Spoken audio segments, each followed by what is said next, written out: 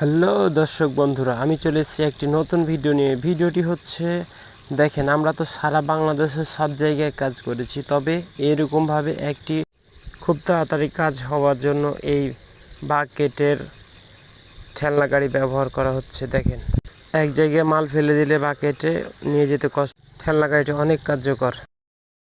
বাকেটের মাধ্যমে মাল, বাকেটে হয়তো সব জায়গায় অনেকে দেখেছি, কিন্তু এই পদ্ধতিটি কোনো জায়গায় কেউ দেখেছে কি না আমি বলতে পারছি না। আমার দেখা মতো এইখানে আমাদের মসজিদের কাজ নির্মাণ চলতেছে, এটাই প্রথম এই মেশিনের মতো করে মাল ঠেলনা গাড়িতে নিয়ে আসা। আর এর মাধ্যমে পুরা ছাদের ওপরে দেখেন এই গাড়িটিতে নিয়ে যায়, কেমন রেলের মতো রেল লাইন করা আছে। এই গাড়ির মাধ্যমে অনেক পুরা বিল্ডিংয়ের ওপরে নিয়ে যাইতেছে, এর মাধ্যমে অনেক সহজ হচ্ছে।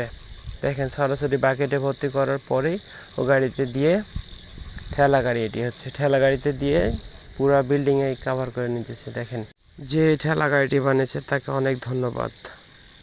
ভিডিওটি প্রথম দেখলে অবশ্যই শেয়ার করবেন।